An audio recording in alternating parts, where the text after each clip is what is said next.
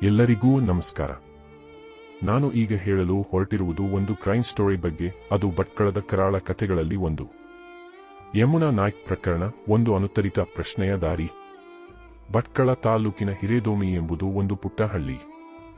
ಸಮುದ್ರದ ತಟದಿಂದ ಕೇವಲ 4 ರಿಂದ 5 ಕಿಲೋಮೀಟರ್ ಅಷ್ಟೇ ಈ ಹಳ್ಳಿಯಲ್ಲಿ ಬದುಕುತ್ತಿದ್ದ ಯಮುನಾಳ ಬಾಲ್ಯ ಸುಖ ಸಮೃದ್ಧವಾಗಿರಲಿಲ್ಲ. ಮನೆಯ ಹೊರೆಗಳನ್ನು ತಾನೇ ಹೊತ್ತುಕೊಂಡು ಪ್ರತಿದಿನವೂ 2-3 ಮನೆಗಳಿಗೆ ತೆರಳಿ ಕೆಲಸ ಮಾಡುವುದು ಆಕೆಯ ಜೀವನದ ನಿತ್ಯ ಸಾಧನೆ. ಇದು ಆಕೆಯ ಬಾಳಿನ ಗೋಳಿನ ಹಾದಿಯೋ ಅಥವಾ ಕರ್ಮದ ಪಾಡೋ? ಏನೇ ಆಗಿದ್ದರೂ ಬದುಕು ಸಾಗಿಸಲು ಅವಳು ಮಾಡುತ್ತಿದ್ದ ಹೋರಾಟ ಅನಿವಾರ್ಯವಾಗಿತ್ತು. ಆದರೆ ದುಃಖದ ಬದುಕಿನ ಮಧ್ಯೆಯೂ ಯಮುನಾಳಲ್ಲಿ ಒಂದಿಷ್ಟು ಪ್ರಕಾಶಮಾನವಾದ ವಿಶ್ವಾಸ ಇತ್ತು. ಅವಳು ಸುರದ್ರೂಪಿ. ಬೆಳದಿಂಗಳ ಹೊಳಪಿನಂತೆ ಆಕೆಯ ಮುಖಮುದ್ರೆ ತೇಜಸ್ಸು ಚೆಲ್ಲುತ್ತಿತ್ತು. ನೋಡುಗರ ಕಣ್ಣು ಹಿಡಿಯುವಂತಹ ಆಕರ್ಷಕತೆಯನ್ನು ಅವಳು ಹೊಂದಿದ್ದಳು. 2010 ಅಕ್ಟೋಬರ್ 23 ಶನಿವಾರ ಬೆಳಿಗ್ಗೆ 8 ಗಂಟೆಗೆ ಯಮುನಾ ಕೆಲಸಕ್ಕೆ ಹೊರಟಳು. ಪ್ರತಿದಿನದಂತೆ ಮನೆಗೆ ಸಂಜೆ ಮರಳಬೇಕಾಗಿತ್ತು. ಆದರೆ ಆ ದಿನ ಸಂಜೆ ಕಳೆದರೂ ಆಕೆ ಮನೆಗೆ ಹಿಂದಿರುಗಲಿಲ್ಲ. ಹಾದಿಯಲ್ಲಿ ಪೋಷಕರು ಏನಾದರೂ ಕೆಲಸಕ್ಕೆ ತಡವಾಯಿತೇನೋ ಎಂದುಕೊಂಡರು. ಆದರೆ ರಾತ್ರಿ ಕಳೆಯುತ್ತಿದ್ದಂತೆ ಕಳವಳ ಹೆಚ್ಚಾಯಿತು. ತಂದೆ ಹಳ್ಳಿಯ ಬೀದಿಗಳಲ್ಲಿ ಹುಡುಕಾಟ ಆರಂಭಿಸಿದರು. ಕೆಲಸ ಮಾಡುತ್ತಿದ್ದ ಮನೆಯ ಮಾಲೀಕರಾದ ಮೊಹಮ್ಮದ್ ಸಾದಿಕ್ ಅವರ ಹತ್ತಿರ ವಿಚಾರಿಸಿದರು.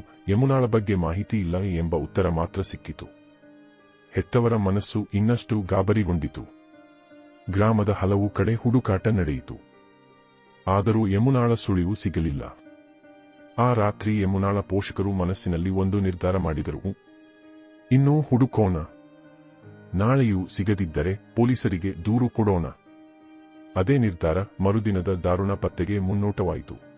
ಮರುದಿನ ಬೆಳಿಗ್ಗೆ ಅಕ್ಟೋಬರ್ 24 ಗ್ರಾಮಸ್ಥರಲ್ಲಿ 2 ವ್ಯಕ್ತಿಗಳು ಯಮುನಾಳ ಪೋಷಕರ ಮನೆಗೆ ಬಂದು ಸಾದಿಕ್ ಅವರ ಮನೆಯ ಹಿತ್ತಲಿನ ಶೆಡ್ನಲ್ಲಿ ಶವ ಕಂಡಿದೆ ಎಂದು ತಿಳಿಸಿದರು. ತಕ್ಷಣ ಯಮುನಾಳ ತಾಯಿ, ತಂದೆ ಮತ್ತು ಬಂಧುಗಳು ಅಲ್ಲಿ ಧಾವಿಸಿದರು. ಅದು ಕಟ್ಟಿಗೆ ತುಂಬಿಡುವ ಶೆಡ್. ಅದರ ಒಂದು ಮೂಲೆಯಲ್ಲಿ 2 ದೊಡ್ಡ ಡ್ರಮ್ಗಳ ಹಿಂದೆ ಯಮುನಾಳ ನಿರ್ಜೀವ ಶರೀರ ಬಿದ್ದಿತ್ತು. ಅವಳ ದೇಹದ ಮೇಲೆ ನಡೆದ ಹಿಂಸೆ ಭೀಕರವಾಗಿತ್ತು. ಅತ್ಯಾಚಾರ ಮಾಡಿ ಕೊಲೆ ಮಾಡಿರುವುದು ಸ್ಪಷ್ಟವಾಗಿತ್ತು. ಗ್ರಾಮಸ್ಥರು ಆ ದೃಶ್ಯವನ್ನು ನೋಡಲು ಸಹ ಧೈರ್ಯ ಮಾಡಲಾರರು. ಹೃದಯವನ್ನು ಕತ್ತರಿಸುವಂತಹ ಆ ದೃಶ್ಯ ಹಳ್ಳಿಯ ಸಮಸ್ತರನ್ನು ನಡುಗಿಸಿತು. ಪ್ರಾಥಮಿಕ ತನಿಖೆಯಲ್ಲಿ ಹಲವು ಸುಳಿವುಗಳು ಸಿಕ್ಕವು. ಕಾರವಾರದಿಂದ ಬಂದಿದ್ದ ಶ್ವಾನದಳ ಶವ ಪತ್ತೆಯಾದ ಸ್ಥಳದಿಂದ ನೇರವಾಗಿ ಮೊಹಮ್ಮದ್ ಸಾದಿಕ್ ಅವರ ಮನೆಗೆ ತೆರಳಿ ಮತ್ತೆ ವಾಪಸ್ಸು ಬಂತು. ಮನೆಯೊಳಗೆ ಹುಡುಕಾಟ ನಡೆಸಿದಾಗ ಯಮುನಾಳದೆ ಎಂದು ಗುರುತಿಸಲ್ಪಟ್ಟ ನೈಟಿಯ ತುಂಡು ದೊರಕಿತು.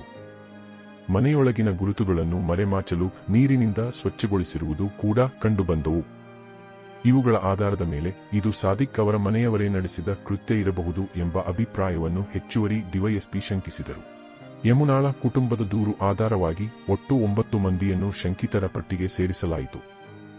ಪೊಲೀಸರು ಮೊಹಮ್ಮದ್ ಸಾದಿಕ್ ಮತ್ತು ಅವರ ಕುಟುಂಬದವರನ್ನು ವಶಕ್ಕೆ ತೆಗೆದುಕೊಂಡು ತನಿಖೆ ಆರಂಭಿಸಿದರು.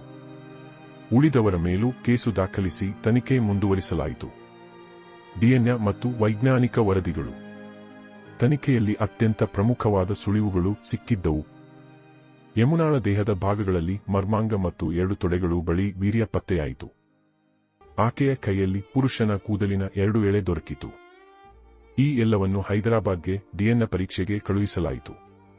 ಕರಾವಳಿಯಾದ್ಯಂತ ಈ ಕೇಸನ ಬಗ್ಗೆ ಕೋಲಾಹಲ ಮೂಡಿತ್ತು. ಡೆಡ್ ಬಾಡಿ ಅನ್ಯ ಕೋಮಿನ ಮನೆಯಲ್ಲಿ ಸಿಕ್ಕಿರುವುದು ಕುತೂಹಲಕ್ಕೆ ದಾರಿ ಮಾಡಿ ಭಾರೀ ಹೋರಾಟಕ್ಕೆ ಮುನ್ನಡೆ ಬರೆಯಿತು.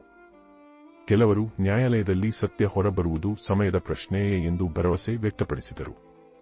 ಆದರೆ ಅನೇಕರು ಪರಿಣಾಮ ಏನೇ ಆಗಲಿ ಯಮುನಾಳ ಆತ್ಮಕ್ಕೆ ನ್ಯಾಯ ಸಿಗುವುದೇ. ಈ ಘಟನೆ ಭಟ್ಕಳದಲ್ಲಿ ಕೋಮುಗಲಭೆಗೆ ದಾರಿ ಮಾಡಿ ಕೊಡುವ ಸಮಯದಲ್ಲಿ ತನಿಖೆ ಅಚ್ಚರಿ ತಿರುವು ಪಡೆದುಕೊಂಡಿತ್ತು. ಪ್ರಾಥಮಿಕವಾಗಿ ಕುಟುಂಬದವರು ಹಾಗೂ ಸಾಕ್ಷಿಗಳ ಆಧಾರದ ಮೇಲೆ ಒಟ್ಟು 9 ಮಂದಿಯನ್ನು ಶಂಕಿತರ ಪಟ್ಟಿಗೆ ಸೇರಿಸಲಾಗಿತ್ತು. ಆದರೆ ಪ್ರಕರಣ ದಾಖಲಾದ ತದನಂತರದ ದಿನಗಳಲ್ಲಿ ಪೊಲೀಸರು ಅಚ್ಚರಿಯ ನಿರ್ಧಾರ ತೆಗೆದುಕೊಂಡರು. ಅವರು ಬಂಧಿಸಿದ್ದು ವೆಂಕಟೇಶ್ ಹರಿಕಂತ್ರ, ಹಳ್ಳಿಯ ಸ್ಥಳೀಯ ಯುವಕ. ಇದು ತನಿಖೆಯ ಅಚ್ಚರಿಯ ತಿರುವು ಆಗಿತ್ತು. ನ್ಯಾಯಾಲಯದ ವಿಚಾರಣೆ. ವೆಂಕಟೇಶ್ ಹರಿಕಂತ್ರನ ಬಂಧನದ ನಂತರ ಪ್ರಕರಣ ಕಾರವಾರ ಜಿಲ್ಲಾ ಸತ್ರ ನ್ಯಾಯಾಲಯಕ್ಕೆ ಹೋಯಿತು. ವಿಚಾರಣೆಯ ಪ್ರಮುಖ ಅಂಶಗಳು. ಒಟ್ಟು 51 ಸಾಕ್ಷಿದಾರರನ್ನು ನ್ಯಾಯಾಲಯ ದಾಖಲಿಸಿಕೊಂಡಿತು. ವೈದ್ಯಕೀಯ ವರದಿ, ಡಿಎನ್ಎ ಫಲಿತಾಂಶ, ಮರಣೋತ್ತರ ಪರೀಕ್ಷಾ ವರದಿ ಎಲ್ಲವೂ ಪರಿಶೀಲಿಸಲಾಯಿತು.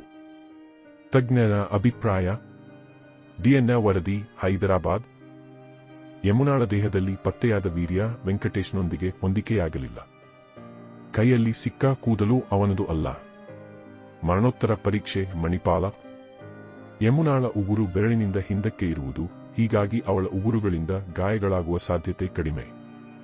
ಇತರೆ ಸಾಕ್ಷ್ಯಗಳು: ವೆಂಕಟೇಶ್ನ ಎದೆಯ ಮೇಲಿದ್ದ ಗಾಯ ಸಾಮಾನ್ಯ ಕೆಲಸದ ವೇಳೆ ಆಗಿರಬಹುದಾದುದು ಯಮುನಾಳ ಹೋರಾಟದಿಂದ ಆಗಿದೆ ಎಂಬುದು ಸಾಬೀತಾಗಲಿಲ್ಲ.